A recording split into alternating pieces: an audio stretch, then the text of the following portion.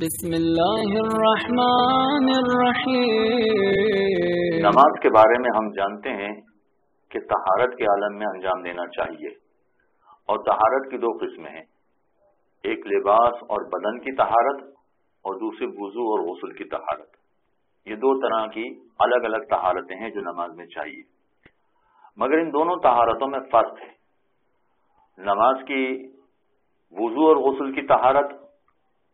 ایسی طہارت ہے کہ اگر اس میں کہیں کسی طرح کی غلطی نکل آئے تو پھر نماز کو صحیح کرنے کا کوئی طریقہ نہیں ہوتا، پھر وہ نماز باطل سمجھی جائے گی۔ اور اس کے مقابلے میں اگر لباس اور بدن کی طہارت ہے، اس میں اگر غلطی نکل آئے تو نماز دوبارہ پڑھنے کی ضرورت نہیں پڑے گی۔ مثلا فرض کیجئے کہ ایک شخص نماز پڑھتے وقت اس کو یقین ہے کہ میرا بدن بالکل پاک ہے، اس کو یقین ہے کہ میرا لباس بالکل پاک ہے، نماز پڑھنے کے بعد کہیں سے اس کو پتہ چلا کہ نہیں، میرا لباس تو پاک نہیں تھا، میرا بدن تو پاک نہیں تھا۔ مثلا اس پہ خون کے چھینٹے اڑے تھے، جسے عام طور پر جلوس میں جاتے ہیں تو ماتم دیکھنے والے افراد جو زنجیر کا یا قمع کا ماتم دیکھ رہے ہوتے ہیں، ان کے لباس پر یا ان کے بدن پر خون کے چھینٹے آ پڑتے ہیں۔ اگر وہ چھینٹے ایک پور سے زیادہ ہوں تو ایسی صورت میں نماز نہیں ہو سکتی، ان کو پاک کرنا پڑے گا۔ اگر لباس میں لگ گیا ہے تو لباس کو پاک کرنا پڑے گا، بدن میں لگ گئے ہیں تو بدن کو پاک کرنا پڑے گا۔ لہذا نماز پڑھنے جب کھڑا ہوا یہ شخص تو اس کو معلوم ہی نہیں تھا کہ میرے مثلا پشت پر خون کا دبا تھا، کوئی عزادار قریب سے گزرا تھا، اس کے خون کے دبے میرے لباس کے پیچھے والے حصے میں لگے، اس کو اندازہ ہی نہیں تھا اور نماز پڑھنے کھڑا ہو گیا۔ جب نماز پڑھنے کھڑا ہو گیا تو اس کا مطلب ہے کہ اس کو یقین ہے کہ میرا لباس پاک ہے، جبکہ اس کا لباس پاک نہیں ہے۔ تو اگر یہ یقین کے عالم میں کہ میرا لباس پاک ہے نماز پڑھنے کھڑا ہو جاتا ہے، بعد میں کوئی اسے بتاتا ہے کہ ارے آپ نے نماز پڑھ لی مگر آپ کے پشت پر، قمیض پر خون کے دھبے لگے ہوئے ہیں، تو اس کو دوبارہ نماز پڑھنے کی ضرورت نہیں ہے۔ لہذا لباس کی نجاست یا بدن کی نجاست، نماز پڑھتے وقت انسان کو یقین ہو کہ یہ پاک ہے، بعد میں پتہ چلے کہ نہیں نجس تھا، تو ایسی صورت میں اس نماز کو دوبارہ پڑھنے کی ضرورت نہیں ہے۔ ہاں، اس بات کا تذکرہ ضروری ہے کہ اگر فرض کیجئے کہ کسی کو معلوم ہو جائے کہ میرا لباس نجس ہو چکا ہے، جسے عام طور پر خواتین بچوں کے کپڑے بدلی کر رہی ہوتی ہیں تو ان کے کپڑے پیشاب آلود ہو جاتے ہیں، پیشاب والے ہو جاتے ہیں، اسی وقت پاک کرنا ضروری نہیں تھا، لہذا انہوں نے نہیں کیا، یہ سوچ کر کہ نماز سے پہلے یا تو کپڑے بدل لیں گے یا اس کو پاک کر لیں گے۔ لیکن جب نماز پڑھنے کے وقت آیا تو وہ بھول گئیں اور اسی پیشاب والے کپڑے میں اس نے نماز پڑھ لی، تو اب نماز معاف نہیں ہوگی، یعنی اس کو دوبارہ نماز پڑھنا پڑے گی۔ ایک مرتبہ نجس ہو جانے کا پتہ چل جائے، اس کے بعد چاہے بھول جائیں اور اگر اسی لباس میں نماز پڑھ لیں تو یہ نماز کافی نہیں ہوگی، اس کو دوبارہ پڑھنا پڑے گی۔ لیکن وضو اور غسل کا مسئلہ ذرا مختلف ہے، بلکہ تین چیزیں، وضو، غسل اور تیمم۔ اگر یہ غلط ہو گیا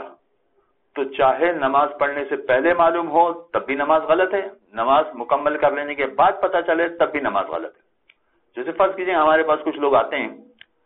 جو یہ کہتے ہیں کہ جب ہم چھوٹے تھے تو بچپن میں ہمیں وضو کرنے کا طریقہ یہ سکھایا گیا تھا کہ پہلی مرتبہ ہاتھوں کو دھونا واجب ہے،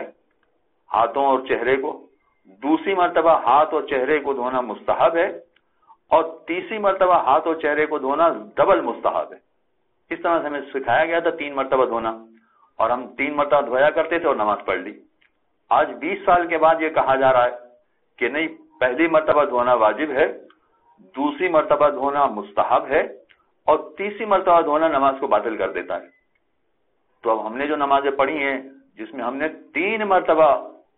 وضو میں ہاتھوں کو بھی دھویا تھا اور چہرے کو بھی دھویا تھا، اور ہم نے تو نیک نیتی سے دھویا تھا، ہم تو چاہتے تھے کہ زیادہ ثواب حاصل کریں، مگر آج یہ کہا جا رہا ہے کہ چونکہ وضو میں آپ نے 3 مرتبہ دھو لیا لہذا آپ کا وضو باطل ہے، اور وضو باطل ہے تو نماز باطل ہے۔ تو کیا 20 سال کی نماز ہمیں دوبارہ پڑھنا پڑے گی؟ جی ہاں، وضو کی طہارت ایسی ہے کہ جس کے بارے میں اگر بعد میں پتہ چل جائے کہ یہ غلط تھی تو دوبارہ نماز پڑھنا پڑتی ہے۔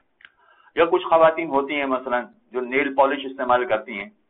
ان کو معلوم ہوتا ہے کہ نیل پالش رکاوٹ ہے وضو کرنے میں، تو وضو کرنے سے پہلے وہ نیل پالش ہٹا دیتی ہیں، ختم کر دیتی ہیں، لیکن نماز پڑھنے کے بعد اگر ایک ذرہ نظر آ گیا نیل پالش کا، اور پھر اگر یہ پوچھا جائے کہ نیل پالش ایک ذرہ باقی رہ گیا تھا تو کیا ہمارا وضو صحیح ہے یا غلط ہے؟ جواب یہی دیا جائے گا کہ نہیں، غلط ہے، اس لیے کہ ایک ذرہ بھی اگر وضو کے اعضاء میں پانی نہ پہنچے، پانی نہ لگے تو وضو صحیح نہیں ہوتا ہے، اور اگر وضو صحیح نہیں ہوگا تو نماز بھی صحیح نہیں ہوگی۔ لہذا وضو، غسل اور تیمم یہ تین طہارتیں ایسی ہیں کہ نماز پڑھنے کے بعد بھی اگر پتہ چلے کہ اس میں غلطی ہو گئی تھی تو یہ عبادت غلط ہو جاتی، یعنی وضو، تیمم یا غسل یہ غلط ہو جائے گا، جس کا نتیجہ یہ ہوگا کہ نماز بھی غلط ہو جائے گی۔ لہذا ان دونوں میں فرق یہ ہے، اب میں اپنی زبان میں آپ کو، فقہی زبان میں آپ کو سمجھا رہا ہوں کہ وضو، تیمم اور غسل اس میں طہارت واقعی چاہیے، حقیقتاً طہارت چاہیے، جبکہ لباس کی طہارت اور بدن کی طہارت اس میں طہارت ظاہری چاہیے۔ اب جو افراد ان جملوں کو سمجھ رہے ہیں اس کو سمجھانے کا اس وقت نہیں ہے، موقع نہیں ہے، لہذا وضو، غسل اور تیمم میں طہارت واقعی اور لباس اور بدن میں طہارت ظاہری کافی ہے۔ وصلی اللہ علی محمد اللهم صل على محمد وآل محمد